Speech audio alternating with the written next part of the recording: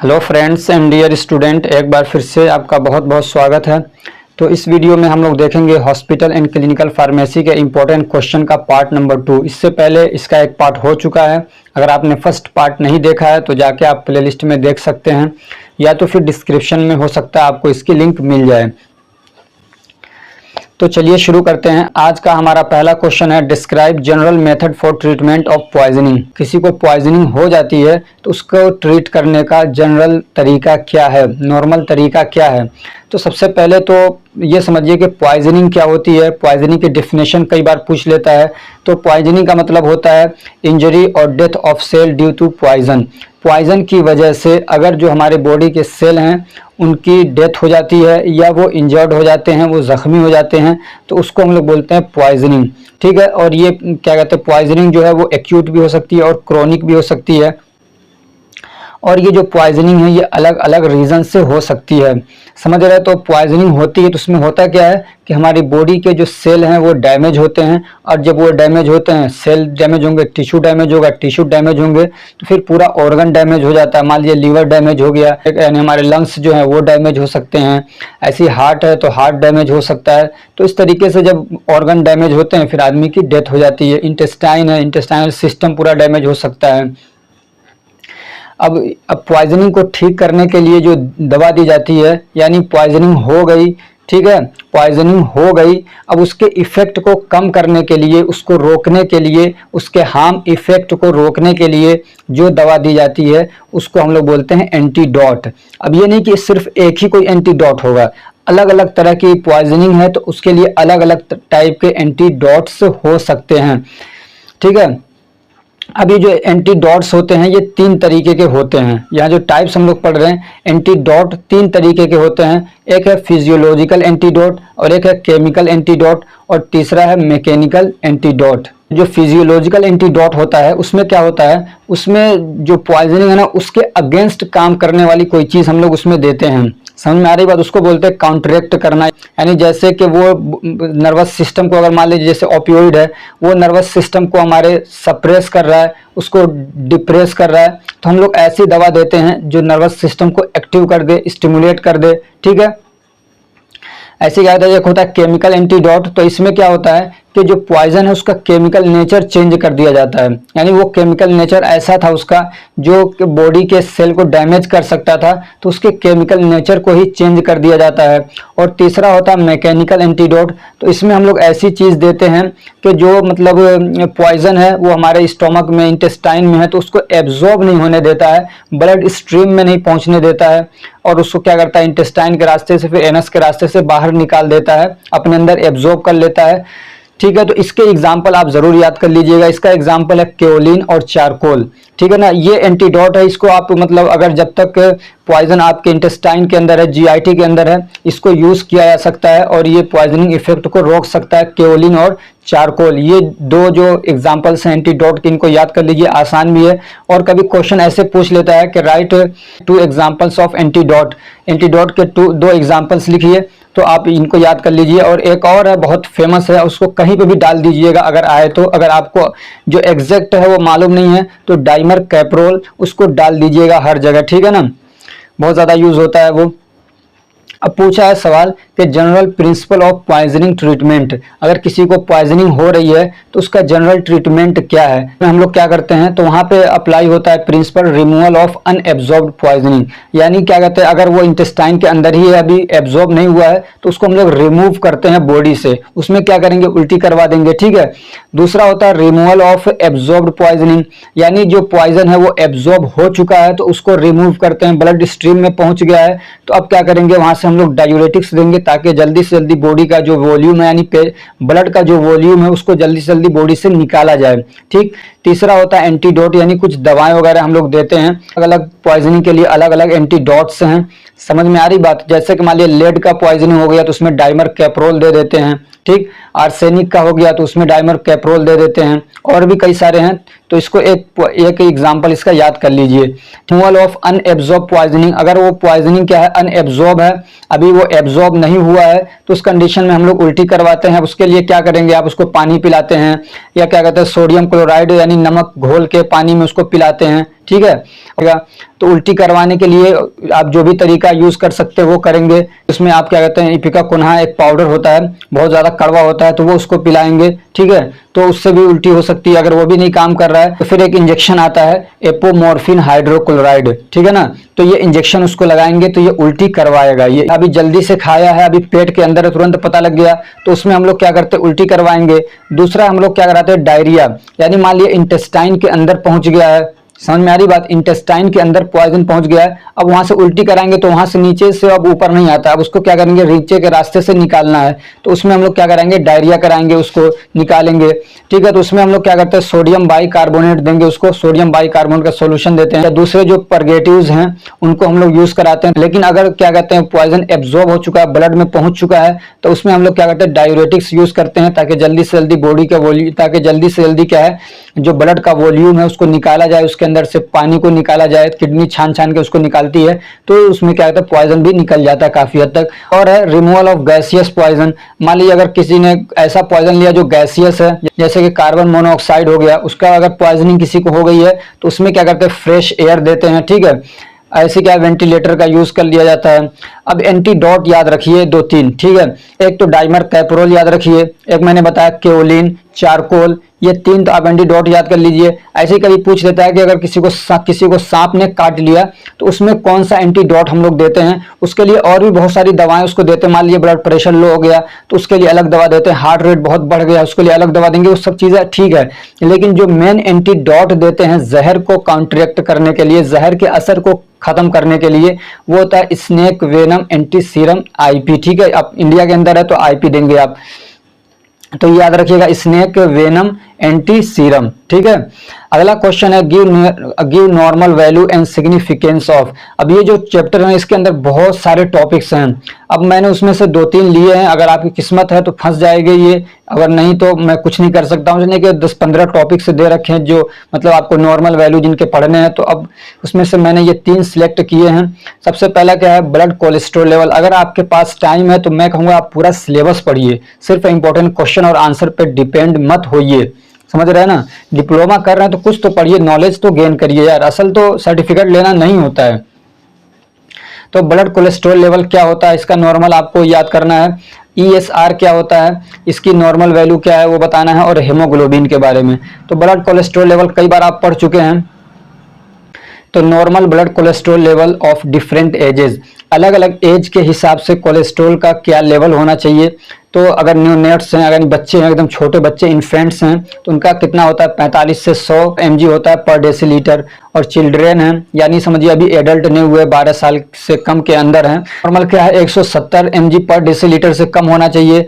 और एडल्ट हैं वो हैं तो उनका होता है लेस देन 20 mg पर डेसीलीटर, यानी 200 mg पर डेसीलीटर से अगर नीचे है तो नॉर्मल है उनका, ठीक है। इनका सिग्निफिकेंस क्या है, अगर ये बढ़ते हैं नॉर्मल लेवल से तो फिर क्या इनकी वजह से हार्ट रिलेटेड जो प्रॉब्लम्स हैं वो क्रिएट हो सकते हैं, या आर्टरीज के अंदर जाके ब्लॉकेज कर सकते हैं, ठीक है ना, वहां पे जाके डिपॉजिट हो सकते हैं, मायोकार्डियल इन्फेक्शन कॉज कर सकते हैं, एंजाइना का सबब बन सकते हैं, ठीक, ऐसे ओबेसिटी कॉज कर सकते हैं। दूसरा है erythrocyte sedimentation rate. Erythrocyte sedimentation rate क्या होता है, तो इसके जरिए से हम लोग ये देखते हैं कि बॉडी के अंदर कहीं इन्फ्लामेशन वगैरह तो नहीं है, इन्फेक्शन वगैरह तो नहीं है, तो उसको लेके एक ट्यूब में रखा जाता है और उस पर पूरी स्केलिंग रहती है। उसके बाद फिर देखा जाता है कि जो एरिथ्रोसाइट हैं वो कितनी तेजी से, किस स्पीड से वो नीचे आ रहे हैं बॉटम की तरफ, ठीक है। उसमें 1 घंटे का टाइम देखा जाता है कि 1 घंटे के अंदर वो कितना डिस्टेंस तय कर रहे हैं, कितना डिस्टेंस कवर कर रहे हैं, ठीक है। तो उसको रिकॉर्ड किया जाता है। अब उसका नॉर्मल रेंज कितना होता है, यानी अगर आपका जो एरिथ्रो आपके यानी अगर आपकी बॉडी में कहीं इन्फ्लामेशन नहीं है, इन्फेक्शन नहीं है, तो उसमें क्या है, नॉर्मल जो रेंज होता है आपके एरिथ्रोसाइट का मेल के अंदर वो होता है 0 से 15 मिलीमीटर पर आवर, ठीक है। फीमेल में 0 से 20 मिलीमीटर पर आवर होता है। कि अगर ये रेट क्या है बढ़ जाता है, इसका मतलब क्या है कि बॉडी के अंदर कहीं पे इन्फ्लामेशन है या कहीं पे इन्फेक्शन है, उसकी वजह से क्या है जो एरिथ्रोसाइट हैं उनका जो सेडिमेंटेशन है वो रेट बढ़ जाता है। सेडिमेंटेशन का मतलब होता है कि नीचे की तरफ जाके बैठना, सतह जो होती है, जो बॉटम होता है, वहां पे ऊपर से कोई चीज जब नीचे आती है उसको बोलते हैं सेडिमेंटेशन। अब देखिए यहाँ पे सारी चीजें मैं बहुत डिटेल से नहीं पढ़ा सकता हूँ, ये सारी डिटेल वीडियो में पढ़ा चुका हूँ। आपके पास टाइम है तो जाके देखिए, अब एग्जाम में सारी चीजें बहुत डिटेल से पढ़ाने का मेरे पास भी टाइम नहीं है और आपके पास भी टाइम नहीं है। तीसरा है हेमोग्लोबिन टेस्ट। हेमोग्लोबिन आप अच्छे से जानते हैं, ये भी हमारे आरबीसीज के अंदर होते हैं, ठीक है। फंक्शन भी आपको मालूम है कि ये ये क्या करते हैं, ऑक्सीजन को ढोने का काम करते हैं, कार्बन डाइऑक्साइड को बाहर ले जाने का काम करते हैं, ठीक। तो इनका नॉर्मल रेंज कितना है, तो मेल के अंदर ये होते हैं 13.2 टू 16.6 ग्राम पर डेसीलीटर होते हैं, ठीक है। और फीमेल के अंदर ये थोड़ा कम होते हैं, 11.6 टू 15 ग्राम पर डेसीलीटर होते हैं। और बच्चों के अंदर जो 6 से 12 साल के हैं उनके अंदर ये होते हैं 11.2 टू 14.5 ग्राम पर डेसीलीटर, इनका नॉर्मल रेंज है। इसको तो याद कर लीजिएगा, ठीक है ना, इसकी ज़रूरत आपको बार बार पड़ती रहेगी। इसका सिग्निफिकेंस क्या है, normal level is necessary for enough oxygen supply. Oxygen supply के लिए क्या है, नॉर्मल रेंज होना ज़रूरी होता है, ठीक। ऐसी कार्बन डाइऑक्साइड को वापस लेके जाने के लिए ज़रूरी होता है। अगर लो लेवल है तो इसका मतलब ये है कि अनेमिया है, या हो सकता है कि ल्यूकेमिया हो, जो वाइट ब्लड सेल्स हैं उनका जो क्या कहते हैं उनकी क्वांटिटी बढ़ जाती है, तो वो आरबीसीज को ही मारने लग जाते हैं, ठीक है। और अगर हेमोग्लोबिन का लेवल हाई है, बढ़ा हुआ है, तो इसका मतलब होता है पॉलीसाइथेमिया। अगला क्वेश्चन है एक्सप्लेन फेफो एंड फीफो। असल में फेफो फीफो नहीं है ये, असल में ये है FEFO FIFO। FIFO का मतलब होता है फर्स्ट इन फर्स्ट आउट, और FEFO का मतलब होता है फर्स्ट एक्सपायर्स फर्स्ट आउट। ये आता है आपका inventory control and inventory management में, ठीक है। इसका मतलब क्या है कि मान लीजिए आप अपने स्टॉक में दवा लेके आए या कोई सामान लेके आए, तो जो दवा आप पहले लेके आए हैं, जब बेचना हो, बाहर निकालना हो, तो पहले उन्हीं दवाओं को निकालेंगे जो आप पहले लेके आए हैं। ये नहीं कि जो पुरानी रखी हैं वो पीछे रखी रह जा रही, नीचे दबी रह जा रही हैं, और जो बाद में आई है ऊपर से उठा के उन्हीं को भेज दिया जा रहा है, तो ये दवाएं खराब हो जाएंगी, ये सामान खराब होगा।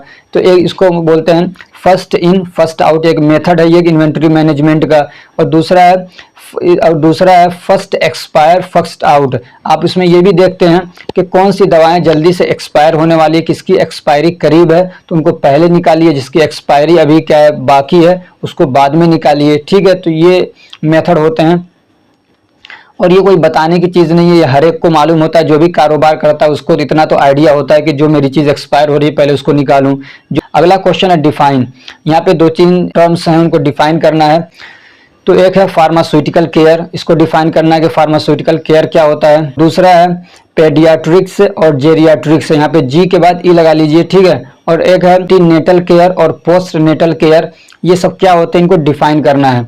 फार्मास्यूटिकल केयर क्या होता है, सबसे पहले हम लोग लेते हैं फार्मास्यूटिकल केयर। फार्मास्यूटिकल केयर का मतलब क्या होता है, तो इसका मतलब ये होता है कि किसी भी पेशेंट का बहुत अच्छे से केयर करना, ठीक है ना, बहुत अच्छे से सर्विस प्रोवाइड करना। और उसमें होता क्या है कि जो फार्मासिस्ट है वो पेशेंट के साथ में कोऑपरेट करता है, उससे मिलता है, बैठ के बातें करता है, और उसी के साथ में और भी जो दूसरे हेल्थ केयर प्रोफेशनल्स हैं उनके साथ में बैठ के किसी पेशेंट के लिए एक पूरा ट्रीटमेंट का प्लान किया जाता है, ठीक है ना, डिजाइन किया जाता है कि इसको कौन सा ट्रीटमेंट दिया जाना है।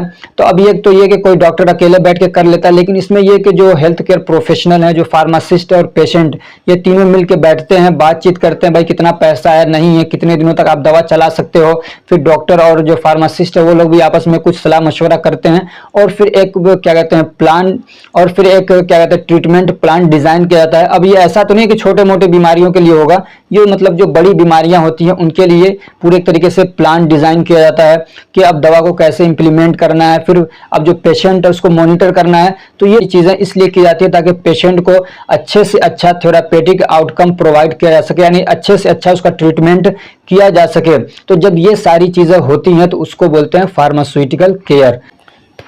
अब एक टॉपिक था पेडियाट्रिक्स और जेरियाट्रिक्स, यहाँ पे जी लगा लीजिएगा, ठीक है। तो पेडियाट्रिक का मतलब होता है branch of medicine dealing with the children disease. तो फार्मेसी की या मेडिसिन की वो ब्रांच जो बच्चों से और उनकी बीमारियों से डील करता है, उनके लिए दवाएं बनाता है, उसको बोलते हैं पेडियाट्रिक्स, ठीक है। और एक होता है जेरियाट्रिक्स, तो branch of medicine dealing with the diseases of old ages, और वो ब्रांच मेडिसिन की जो ओल्ड एज लोगों के केयर के लिए काम करता है, उनके लिए दवाएं वगैरह बनाता है, उनके डिसीज के साथ में डील करता है, उसको बोलते हैं जेरियाट्रिक्स। अब एक है एंटी नेटल केयर और एक है पोस्ट नेटल केयर। तो एंटी नेटल केयर का मतलब होता है care for protecting the health of women and their unborn children. कोई प्रेग्नेंट महिला है, लेडीज हैं, तो उनकी सेहत का ख्याल रखना और जो बच्चा अभी पेट में है उसकी सेहत का ख्याल रखना, उसके हेल्थ का ख्याल रखना, उसको बोलते हैं एंटी नेटल केयर। और दूसरा होता है पोस्ट नेटल केयर, जो मदर है उसके सेहत का, उसके हेल्थ का ख्याल रखना। और जो बच्चा अभी पैदा हुआ है, ठीक है, जो बच्चा अभी पैदा हुआ है तो उसकी सेहत का ख्याल रखना, कम से कम शुरू के जो 6 वीक्स यानी पैदा होने के बाद 6 हफ्तों तक बच्चे का ख्याल रखना, उसको बोलते हैं पोस्ट नेटल केयर। अगला क्वेश्चन है describe hospital formulary. Hospital formulary क्या होता है उसको डिस्क्राइब करना है, काफी इंपॉर्टेंट क्वेश्चन है। तो हॉस्पिटल फॉर्मूलरी क्या होता है? The hospital formulary is a list of evaluated and selected drug with their important information to use or to distribute in hospital। तो हॉस्पिटल फॉर्मूलरी क्या है? ये लिस्ट है कुछ सिलेक्टेड और इवेल्युएटेड दवाओं की, यानी बहुत सारी दवाओं में से कुछ दवाओं को सिलेक्ट किया जाता है और फिर उन पे क्या है एनालिसिस किया जाता है, इवेल्युएट किया जाता है कि ये कितना इफेक्टिव है, नहीं है, ठीक है। तो ये पूरी दवाओं की एक लिस्ट होती है, ठीक। तो उनको क्या है एक किताब के अंदर, अब चाहे वो किताब इलेक्ट्रिक फॉर्म में हो या हार्ड कॉपी में हो, जैसे भी हो, ठीक है, एक किताब के अंदर उनको लिख लिया जाता है और उसी के साथ में दवाओं से रिलेटेड बहुत सारी और भी इंफॉर्मेशन उसके अंदर ऐड की जाती हैं, लिखी जाती हैं। उसको बोलते हैं यानी ये दवा कब यूज़ करेंगे, इसका कितना डोज होगा, किस बीमारी में यूज़ करेंगे, ये सारी चीज़ें उसके अंदर लिखी रहती हैं। तो उसको हम लोग बोलते हैं, उस छोटी सी बुक को, उस छोटी सी किताब को हम लोग बोलते हैं हॉस्पिटल फॉर्मूलरी। और ये हॉस्पिटल फॉर्मूलरी, अब हो सकता है कि सारे हॉस्पिटल अपनी फॉर्मूलरी न बना पाएं, तो ये लोग दूसरे को भी फॉर्मूलरी को यूज कर लेते हैं अपने हॉस्पिटल के अंदर, कि अब हमारे हॉस्पिटल के अंदर जो ट्रीटमेंट चलेगा इस बुक के अकॉर्डिंग चलेगा। हम लोग जो दवाएं प्रिस्क्राइब करेंगे वो दवाएं होंगी जो इस बुक के अंदर लिखी हुई हैं, इसलिए कि वो इवेल्युएटेड हैं और सिलेक्टेड हैं। अब एक टॉपिक इसमें पूछता है procedure for development of hospital formulary, कि हॉस्पिटल फॉर्मूलरी बनाना है तो उसमें क्या प्रोसीजर है, क्या उसका तरीकाकार, उसको कैसे डेवलप किया जाता है, क्या प्रोसीजर है, उसके बारे में आपको बताना है। तो to make a hospital formulary the first step is to form a good PTC.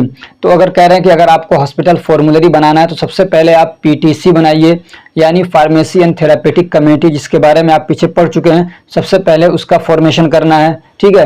अब ये जो पीटीसी है इसका काम होता है कि ये रिटन फॉर्म में फॉर्मूलरी तैयार करे। अब उसको क्या करना रहता है, जो ये कमेटी बनी हुई है उसको डिसीजन लेना रहता है कई सारी चीज़ों पे।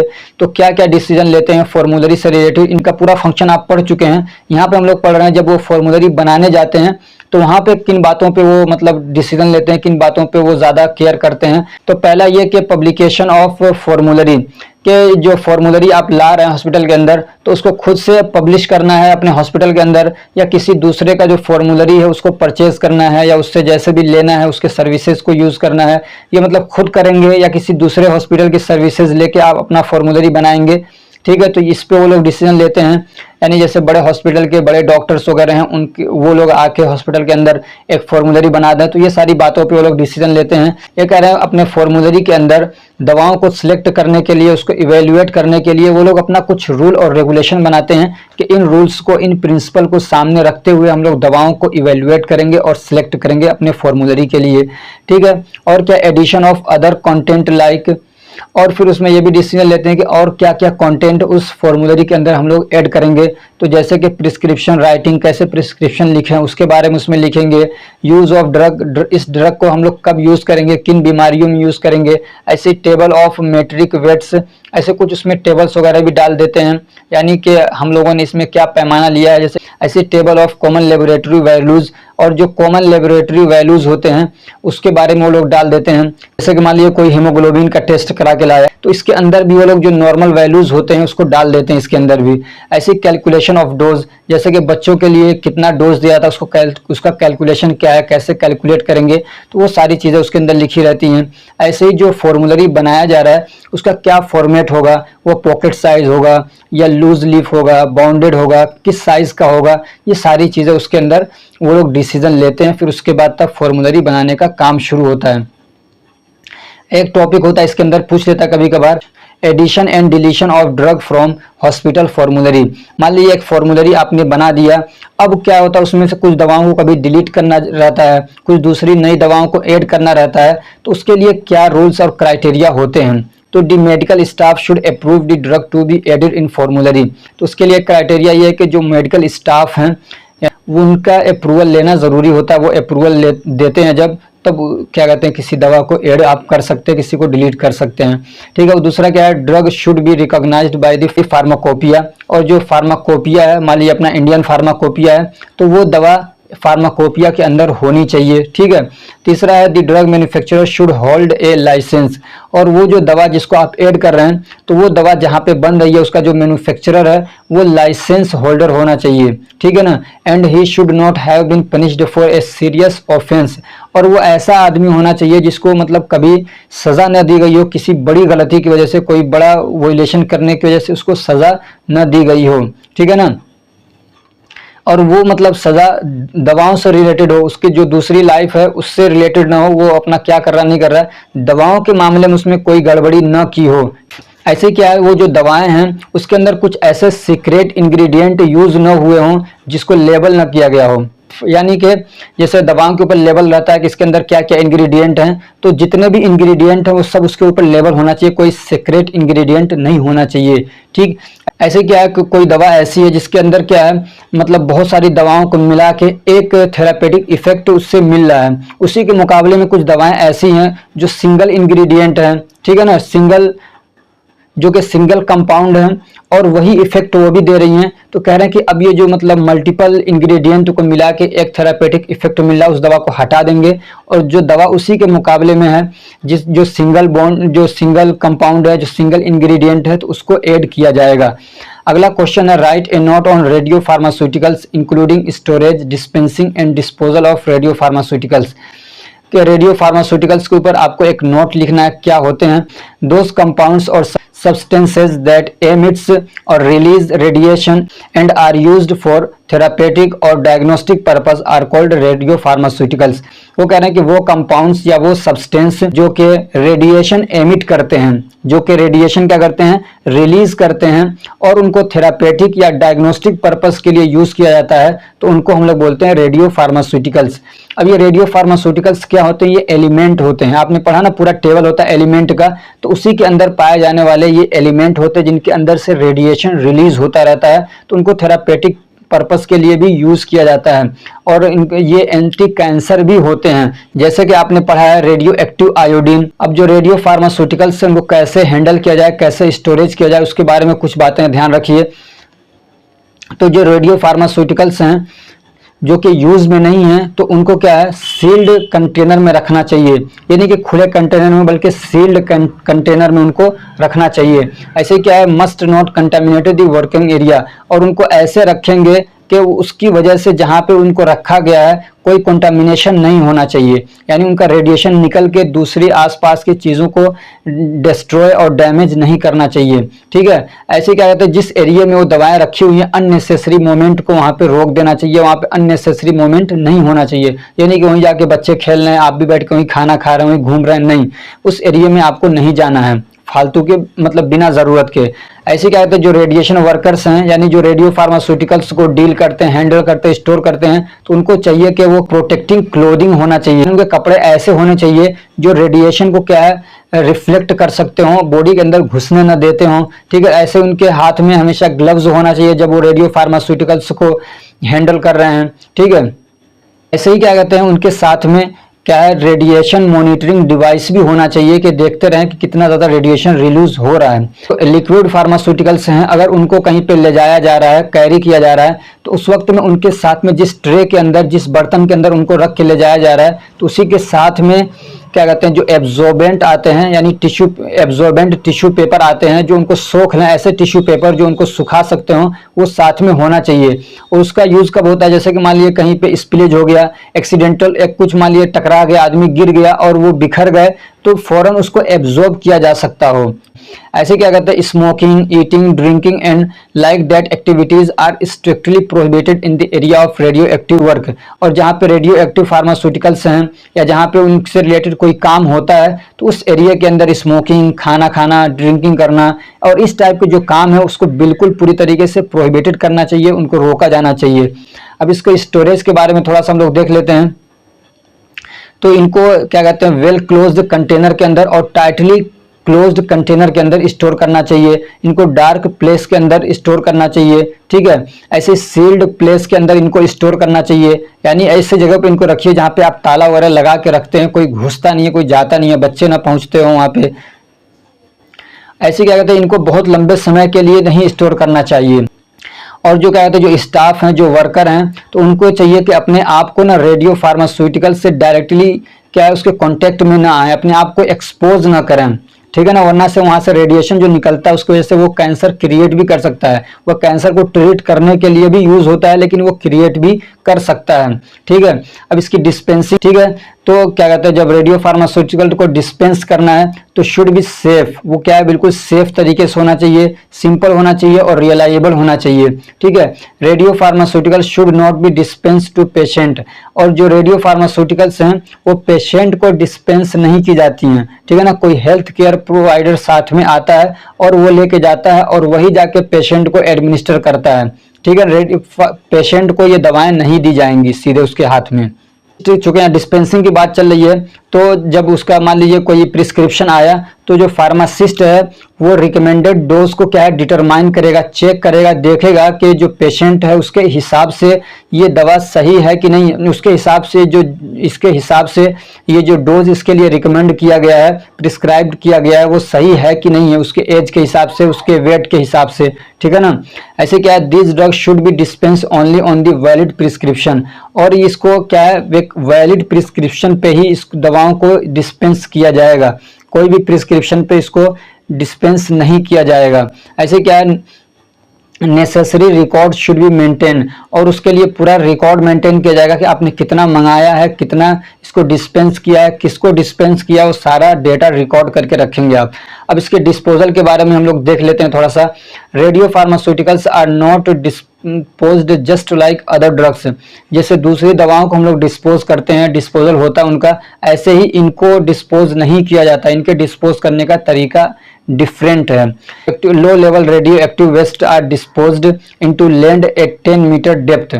अगर क्या कहते हैं ऐसी दवा है जो लो लेवल की है, अगर radio active pharmaceutical low level के हैं तो यानी उनके अंदर रेडिएशन की मात्रा कम है, तो उनको 10 मीटर गहरी जमीन खोद के उसके अंदर उनको डिस्पोज किया जाता है, और इसमें इनको स्टोर करने की जरूरत नहीं होती है। यानी स्टोर करने का मतलब ये है कि वो फार्मास्यूटिकल्स जो कि बहुत ज़्यादा उनके अंदर से रेडिएशन निकलता है, यानी हाई लेवल रेडियो एक्टिव जो वेस्ट होते हैं या जो क्या कहते हैं फार्मास्यूटिकल्स हैं, उनको अगर डिस्पोज करना है तो उनको ना तकरीबन 50 साल तक तो सिर्फ स्टोर करके रखा जाता है ज़मीन के अंदर, इसके लिए स्टोरेज रूम बना रहता है, ठीक है। तो या और भी दूसरे तरीके हैं, तो उसके अंदर उनको क्या रखा जाता है 50 साल तक, 60 साल तक, 40 साल तक।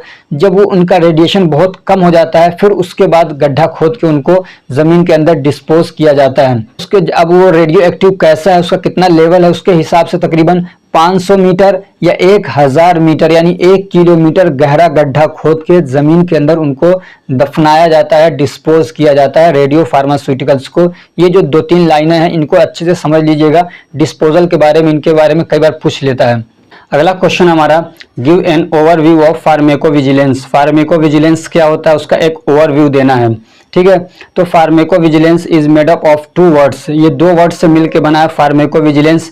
एक है फार्माकोन जिसका मतलब होता है ड्रग या मेडिकल सब्सटेंस, और दूसरा जो है वो लैटिन वर्ड है यानी कि विजिलेयर, ठीक है ना। विजिलेयर इसके अंदर मिला हुआ जिसका मतलब होता है टू कीप वॉच। अब इन दोनों को मिलाएंगे तो क्या मतलब होगा कि जो ड्रग है उसको ध्यान से देखना, यानी ये कि जब दवा एडमिनिस्टर कर दिया जाए किसी को तो उस पर फिर ध्यान देना, उसको बोलते हैं फार्मेकोविजिलेंस। और WHO के अकॉर्डिंग इसकी क्या डेफिनेशन है, किस तरीके से डिफाइन किया उसको देख लीजिए। The science and activities relating to the detection, assessment, understanding and prevention of adverse effect और any other drug related problem. वो साइंस या वो एक्टिविटीज, वो काम जो कि किससे रिलेटेड हैं, एडवर्स इफेक्ट के डिटेक्शन से, उसके असेसमेंट से, उसको समझने से, उसको रोकने से रिलेटेड हैं, उसको क्या बोलते हैं, फार्मेकोविजिलेंस। समझ में आ रही बात। यहाँ पे ये बात ध्यान रखिएगा, एडवर्स इफेक्ट, दवा वगैरह जब देते हैं हम लोग तो उसका एडवर्स इफेक्ट भी आता है। मान लिया आप किसी का ट्रीटमेंट कर रहे हैं, आपने उसमें कई सारी दवाएं दी हैं तो उनका एडवर्स इफेक्ट भी आ सकता है, ठीक है। उसी एडवर्स इफेक्ट को चेक, उसी एडवर्स इफेक्ट को डिटेक्ट करना, यानी ये समझिए जब आप पेशेंट को दवा दे रहे हैं, मान लीजिए आप उसको IV रूट से दवा दे रहे हैं, ठीक है, उसको आप बोतल चढ़ा रहे हैं, तो उस वक्त में आपकी अब जिम्मेदारी बनती है, या एक नर्स वहां पे लगाएं, उसकी जिम्मेदारी बनती है कि वो पेशेंट को क्या है मॉनिटर करे, ताकि कहीं कोई एडवर्स इफेक्ट अगर आए तो जल्दी से उसको क्या है डिटेक्ट किया जा सके, उसको समझा जा सके, ठीक है, और फिर उसको रोका जा सके। तो ये जो प्रोसेस है उसको बोलते हैं फार्मेको विजिलेंस। यानी जब दवा किसी को एडमिनिस्टर कर दी गई तो अब उस पर निगाह रखना, उसको मॉनिटर करना, उसको बोलते हैं फार्मेको विजिलेंस, ठीक है। या ये कि आप कह सकते हैं दवा से रिलेटेड जो और प्रॉब्लम्स हैं, ध्यान रखना इन सारी चीजों को, उसको भी क्या बोलते हैं हम लोग फार्मेको विजिलेंस। अब इसका एम क्या होता है, तो एक इसका एम क्या है, treatment of a patient effective, के पेशेंट का जो ट्रीटमेंट है उसको इफेक्टिव बनाया जाए। Patient care and safety, patient का जो केयर है यानी उसका जो ट्रीटमेंट है उसको इफेक्टिव बनाया जाए, उसको इंप्रूव किया जाए, उसको सेफ बनाया जाए। और इसमें क्या आप कई सारी चीजें और बढ़ा सकते हैं। इसका एक ये भी कह सकते हैं कि early detection of adverse effect, इसके जरिए से इसका फायदा ये है कि हम लोग बहुत अगर आप पेशेंट को मॉनिटर कर रहे हैं, मेरे को विजिलेंस कर रहे हैं, तो एडवर्स इफेक्ट अगर आएगा तो आप उसको बहुत जल्दी ही क्या शुरू में ही डिटेक्ट कर लेंगे, पहचान लेंगे, तो उसको फिर क्या है रोका भी जा सकता है। स्कोप क्या है कभी पूछ लेता है, तो क्या इसमें पेशेंट मॉनिटरिंग एक पूरा प्रोसेस होता है, काम है, तो उसमें आदमी जा सकता है। ऐसे इम्यूनाइजेशन प्रोसेस होता है तो उसमें भी क्या है पेशेंट को मॉनिटर करने की जरूरत होती है कई बार, लेकिन बहुत सारे वैक्सीन ऐसे होते हैं इनका बहुत ज्यादा सीरियस एडवर्स इफेक्ट आता है, तो उसको मॉनिटर करना है, उसको रिड्यूस करना है, उसको समझना, प्रिवेंट करना, तो वहां पे भी काम कर सकता है। ऐसे क्या होता है हर्बल मेडिसिन में भी आप काम कर सकते हैं। हर्बल जो मेडिसिन सिस्टम है वहां पे भी फार्मेको विजिलेंस की जरूरत है। ऐसे क्या है disease control public health programme, जिसको फार्मेको विजिलेंस आता है तो वो क्या है ऐसे प्रोग्राम्स कंडक्ट कर सकता है जहां पे लोगों को डिसीज को कैसे कंट्रोल किया जाए, कैसे मतलब अर्ली डिटेक्शन किया जाए एडवर्स इफेक्ट का, उसके रिगार्डिंग वहां जाके लोगों को वो समझा भी सकता है, ठीक है। अगला क्वेश्चन है, ये इंपॉर्टेंट क्वेश्चन है, इसको थोड़ा ध्यान से पढ़िएगा कि एक हॉस्पिटल फार्मासिस्ट है, उसकी डेली एक्टिविटीज क्या होनी चाहिए और क्या होती है, उसकी क्या रिस्पॉन्सिबिलिटीज होती हैं। एक है वार्ड राउंड पार्टिसिपेशन, यानी जब वार्ड का राउंड लगाया जाता है, जो डॉक्टर होता है मेन वो राउंड लगाता है, ठीक है, तो उसके साथ में इसको भी जाना चाहिए, ठीक। ऐसे क्या है ट्रीटमेंट चार्ट रिव्यू, जो पेशेंट के लिए ट्रीटमेंट चार्ट बनाया जाता है तब उसको रिव्यू करना, ठीक है ना, उस ये भी इसकी जिम्मेदारी में आता है। ऐसे क्या adverse drug reaction monitoring, adverse drug reaction हो रहा है जैसे आपने पढ़ा भी फार्मेको विजिलेंस, तो उसमें भी इसको क्या है ध्यान देना चाहिए, ठीक। ऐसे क्या है drug information and poison information, drug से रिलेटेड जो इंफॉर्मेशन हैं और ड्रग से रिलेटेड बहुत सारी जो टॉक्सिसिटी है, कितना उसके अंदर पॉइजनसनेस है, उसके बारे में भी इसको डेटा कलेक्ट करना चाहिए। नई नई दवाएं आ रही हैं और वो लोगों को यूज कराई जा रही हैं, तो उनके बारे में इसको इंफॉर्मेशन होना चाहिए।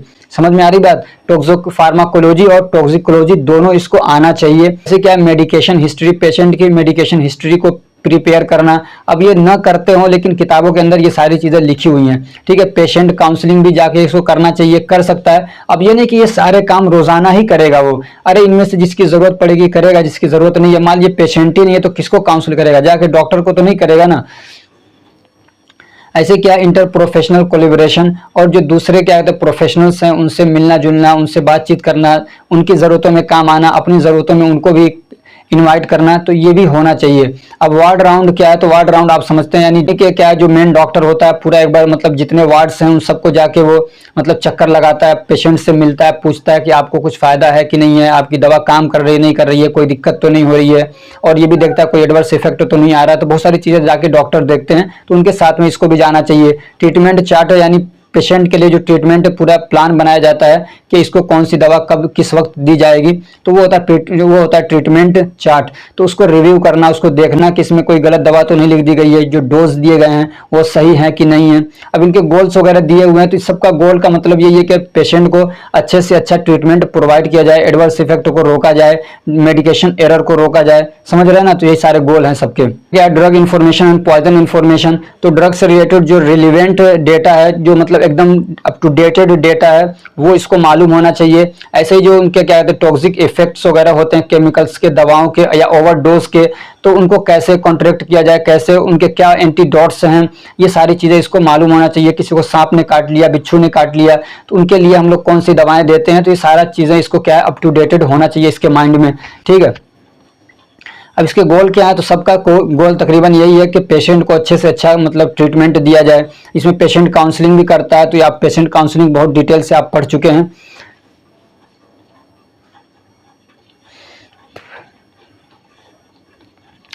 अगला एक क्वेश्चन है इंट्रोड्यूस नाभ।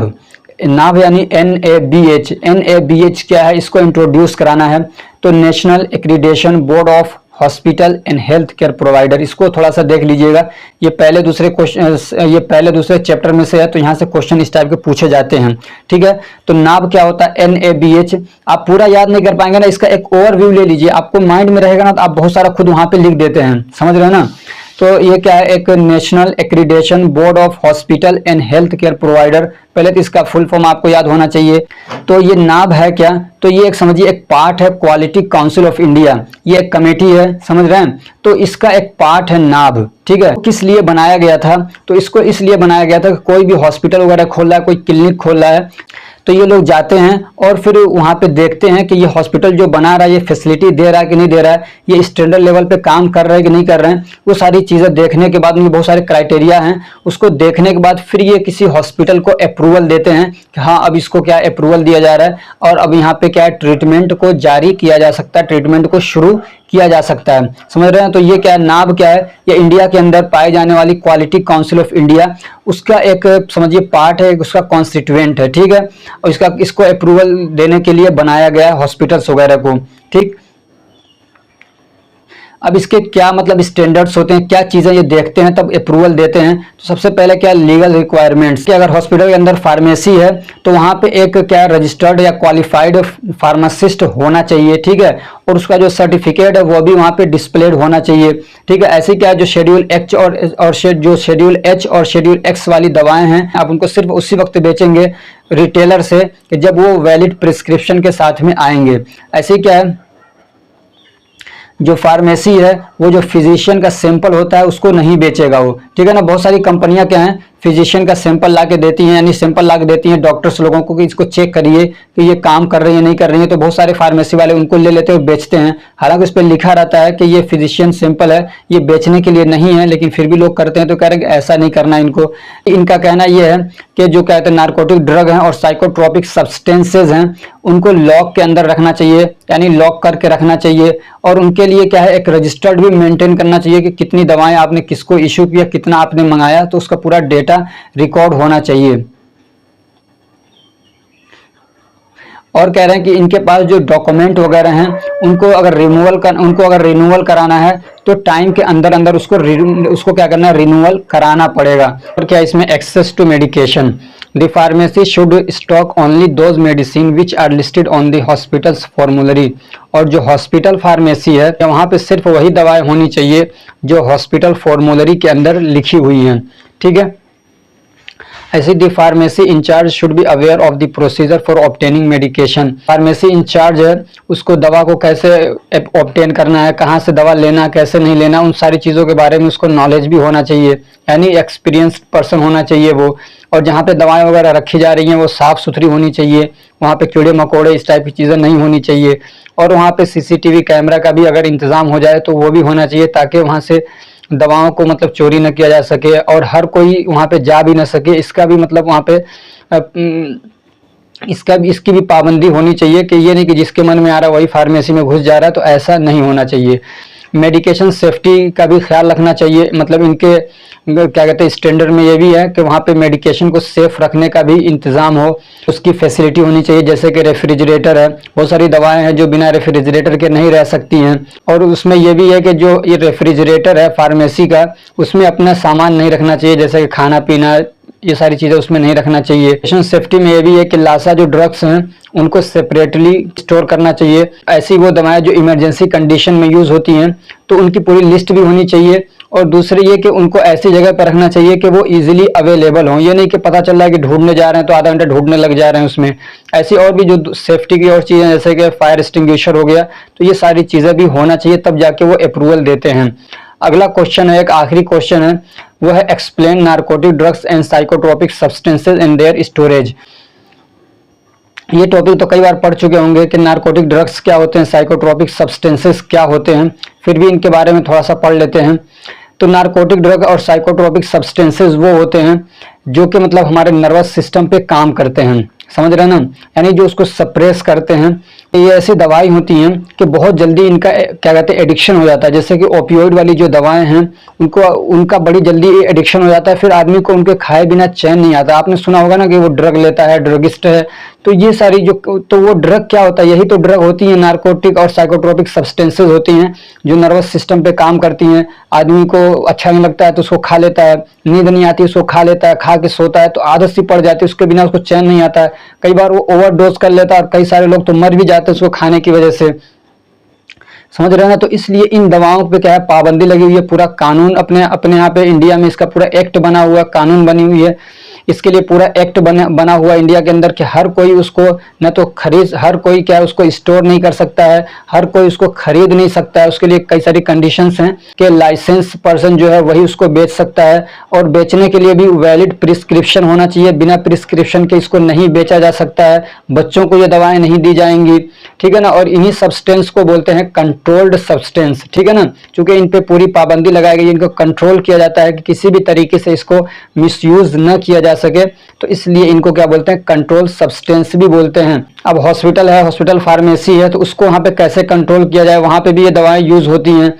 तो जो एडमिनिस्ट्रेटर है हॉस्पिटल का, उसको भी क्या है पूरी तरीके से ध्यान रखना चाहिए कि जो यहाँ पे नारकोटिक दवाएं, यहाँ पे जो नारकोटिक सब्सटेंसेज हैं उनको गलत तरीके से यूज न किया जाए। पहले तो उसकी जिम्मेदारी बनती है, के बाद जो मेडिकल सुपरिंटेंडेंट है उसकी जिम्मेदारी बनती है कि वो भी उसमें मतलब अच्छे से उसको मैनेज करवाने की कोशिश करे। उसके बाद आता है चीफ फार्मासिस्ट का नंबर, और इसकी बड़ी मतलब इसमें इसका बड़ा रोल होता है कि जो नारकोटिक सब्सटेंसेज हैं उनको कंट्रोल किया जाए, उनको मिसयूज न किया जाए, क्योंकि फार्मेसी को यही संभालता है, यही देखता है। तो इसलिए इसको अच्छे से लुक आफ्टर करना चाहिए, उनको परचेज करते वक्त, उनको स्टोर करते वक्त, उसको डिस्पेंस करते वक्त अच्छे से ध्यान रखना चाहिए। लेकिन जो आउट पेशेंट है उसको दवा दी जा रही है तो उसमें कुछ शर्तें हैं, ठीक है। तो उसमें क्या देखना चाहिए, सबसे पहले जो क्या है प्रिस्क्राइबर है, जो इस दवा को प्रिस्क्राइब कर रहा है तो उसको प्रिस्क्रिप्शन लिखते वक्त ये सारी चीजें डालना चाहिए। एक तो उसका पूरा नाम लिखे, हॉस्पिटल का उस पर एड्रेस होना चाहिए, ठीक है, हॉस्पिटल का उस पर एड्रेस वगैरह होना चाहिए, डेट होना चाहिए। ऐसे क्या कहते हैं, वो कौन सी दवा उसने दी है उसका जो स्ट्रेंथ है वो भी उसके ऊपर होना चाहिए, ठीक है। ऐसे कितनी दवा दी है वो भी प्रिस्क्रिप्शन के ऊपर लिखे हुआ होना चाहिए। ऐसे क्या कहते हैं frequency and route of administration वो भी उसमें होना चाहिए, और फिर फिजिशियन का सिग्नेचर भी होना चाहिए। ये सारी चीजें होना चाहिए। प्रिस्क्रिप्शन पे एक दवा डिस्पेंस की जाएगी जो कि नारकोटिक और साइकोट्रोपिक सब्सटेंस के अंदर आती है। ऐसे क्या कहते हैं, अगर मान लीजिए दवा कोई वेस्ट हो रही है या कोई दवा बचती है, जैसे कि मान लीजिए किसी को दवा लगाई गई, जैसे कि मान लीजिए किसी को इंजेक्शन लगाया गया, ठीक है, पूरा इंजेक्शन नहीं लग पाया, कुछ बच गई उसमें से दवा, तो उसी को बोलते हैं एलिकोट पार्ट, ठीक है ना। तो उसको क्या करना चाहिए, तो अब ये कह रहे हैं कि जो एलिकोट पार्ट है करना चाहिए, सिंक कर देना चाहिए, यानी उसको बहा देना चाहिए, ठीक है। या तो ये कि मान लीजिए डोज को प्रिपेयर कर दिया गया, इंजेक्शन के अंदर भर दिया गया, ठीक है, एम्प्यूल तोड़ के, और फिर अब वो पेशेंट लगवा नहीं रहा है, वो नहीं लगवाना चाह रहा है, तो अब उसको क्या करेंगे, तो उसको भी क्या है डिस्ट्रॉय कर दिया जाएगा, सिंक कर दिया जाएगा, पानी के अंदर बहा दिया जाएगा, ठीक है। और अगर क्या कहते हैं, अगर एक्सीडेंटल डिस्ट्रक्शन होता है, मान लीजिए किसी तरीके से दवा गिर जाती है, एम्प्यूल गिर गया, टूट गया, तो उसके बारे में नर्स की ये जिम्मेदारी है कि जो फार्मासिस्ट है या जो मैनेजर है दवाओं का, उसको जाके उसके बारे में उसके बारे में इन्फॉर्म कर दे। ऐसे क्या कहते हैं, फार्मेसी से अगर दवा क्या कहते हैं डिलीवर की जा रही है वार्ड की तरफ, ठीक है, तो उसमें भी कुछ चीजों को ध्यान रखना चाहिए। तो ये कह रहे हैं कि किसी के भी हाथों नहीं भेजना है, ठीक है ना, जो आदमी फेथफुल है उसी के हाथों दवा भेजनी है वार्ड्स की तरफ।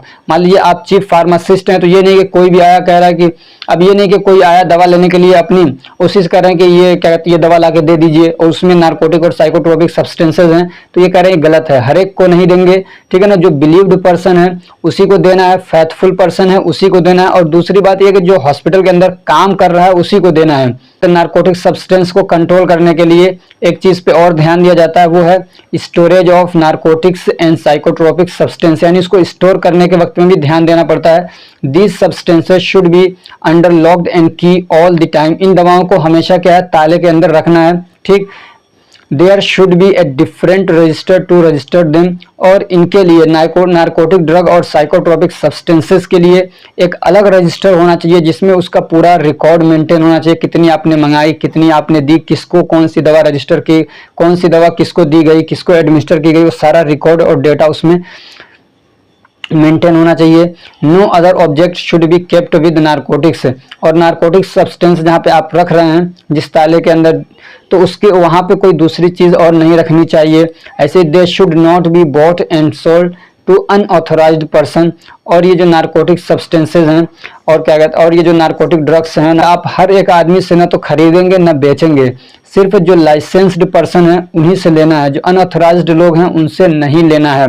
तो ये 20 क्वेश्चन कंप्लीट हो गए हैं। मेरी दुआ है कि आप लोगों के अच्छे से अच्छे मार्क्स आएँ, और जब आप पास हो जाएं, आपके अच्छे मार्क्स आएँ, तो आके ज़रूर कमेंट करके बताइएगा।